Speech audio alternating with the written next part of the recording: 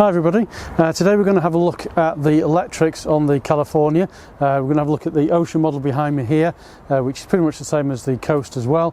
What you can plug in, where you can plug it in, what's live, what's not live when you plug into your electrics at the side. We have done one on the electrics before, which talked about the batteries and things like that. This is a bit more of an in-depth look. We're going to look at all the places where you can plug things into, what's the type of thing you should be plugging into those particular places as well. So we're going to do that for you today.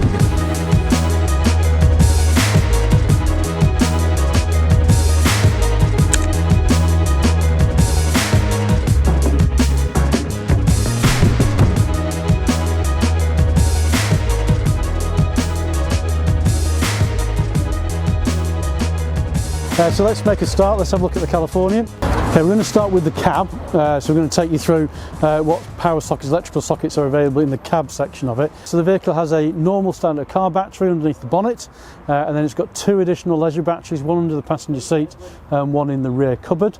And that's the same on the Ocean model and on the Coast. And obviously those particular batteries feed everything that's going on with the vehicle that's in there first. We're going to look at the dash side of it first.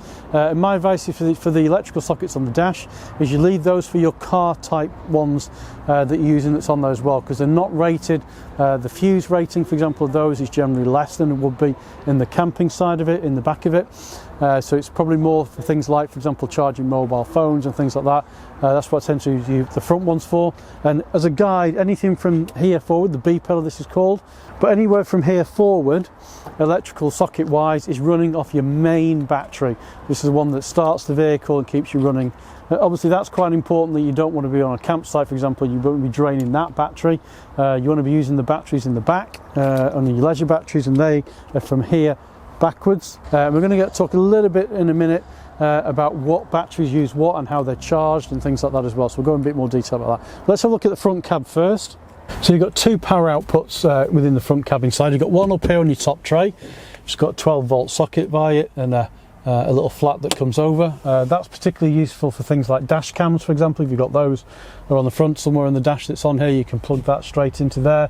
Mobile phone chargers, things like that. It's quite useful for anything like that you might actually have on the dash. And as well, down here, we've also got a socket which is, this particular vehicle's got like the old cigarette type socket that's there, but obviously that's the same kind of power supply which is in there as well, so you've got an additional one there. Next to that socket is also where you've got your USB-C sockets. So those are your two power outputs as far as the front of the vehicle. It's going to say one up on the dash and one down in the cup holder that's there. I'm going to slightly contradict myself now, because I said everything forward over here runs off the main car battery. There is an exception to that, and that's your inverter. Now the inverter has changed between models, so on the latest model now, the inverter is down here near the handbrake. And if I flip that open, that's on there as well. This is the latest version. It takes a 3-pin UK socket straight into there, but it will also take as well your European style socket. Now that inverter, as we said this before, so basically this uses a 12-volt supply that's already on the vehicle, so it's using those leisure batteries to upscale that to 230 volts and up to 300 watts of power.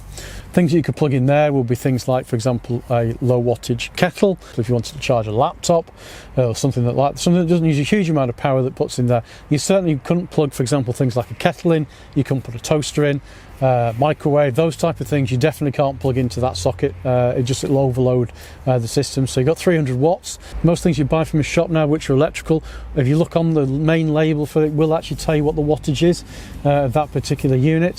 Things like TVs, for example, a lot of TVs are quite low wattage. If you check on the back, it'll show you what the wattage is that it uses for there as well. That particular one, as I said, is for when you're kind of off grid, so when you're not plugged in at the back, and we'll talk about when you're plugged in at the back in a minute as well. But obviously that can use quite a lot of power. So if you're powering something that's, you know, up 250 watts, 200 watts, something like that, continuously, it's going to drain those batteries, those leisure batteries, quite quickly. That's on there. But obviously you can keep an eye on your control panel on here, and it'll show you how much charge you've got left in there. Okay, so next up is your panel over here.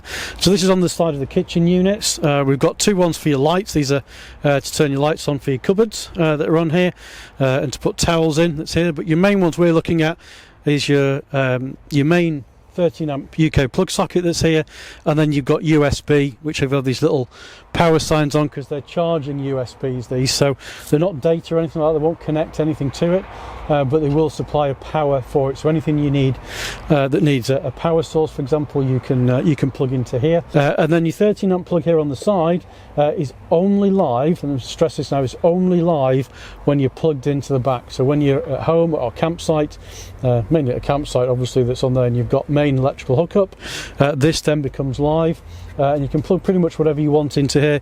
You've got about up to 2,500 watts, which is lots and lots of power, so you can drive that through there as well.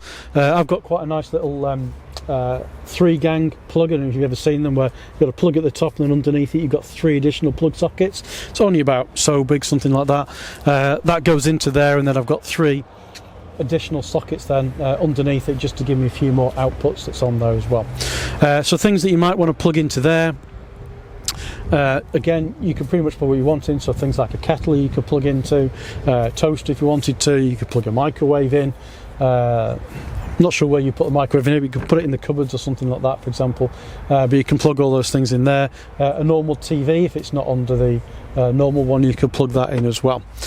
You will find on some of the older models, so this is obviously the 6.1, they've gone for this scheme, on some of the older models, so on the 6, etc., and before that, this M1 here would have, rather than USB, would have been more your typical 12-volt plug-in socket like we have on the front of the dash as well, which actually I quite like that in here, which it hasn't got on the new ones now, for things like, for example, if you've got things like, for example, a portable kettle.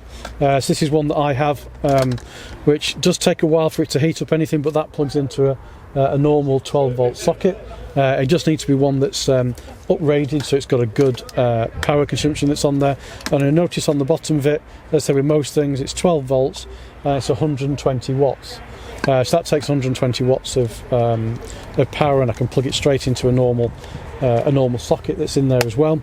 Obviously you can get these as well with a 13 amp plug on as well, which are low wattage ones again, and something like that, for example, could plug into your inverter socket if you've got one that's in there, obviously, then, and that would boil the kettle for you from on there. As with these things, you've got a gas hob, you've got lots of gas in your vehicle, you could just boil a pan, and boil a kettle straight onto there as well. I have got those as well, which you've probably seen them at lots of camping shops. They've got like a whistle on top. Quite like those, kind of old school retro. I do like them in there. Plus, when it's boiled as well, because it whistles at you, it's quite nice. So you've got your hob as well. So you've got plenty of options as well that you can look at depending on what you want to do. But as I said, getting away a little bit. But those, so on this particular one, on the 6.1, you've got your USB and you've got your main plug, which I said is only live when you're plugged into the back. And we'll have a look at that in a minute. Power source in the back is actually somewhere hidden, and a lot of people don't know it's here. It's just underneath here. There's a 12-volt little flap that's underneath there, and there is actually, just in the back of there, is actually a cup holder, believe it or not, for you to put extra storage in. And the reason for that is because this seat obviously will slide further back. If you take everything out in the back, that seat will go further back. Give you a bit more room actually in the centre thing from in here. Obviously then that means you haven't got the stuff in your back, so most people, you don't tend to be doing that on a regular basis, but you can just about, if you, with a bit of moving your fingers around, you can get a socket in there as well. So as I said, there is an additional socket in there as well, and a cup holder in the side of it. So again, things like, for example, if you wanted to charge mobile phones, you could plug things into there.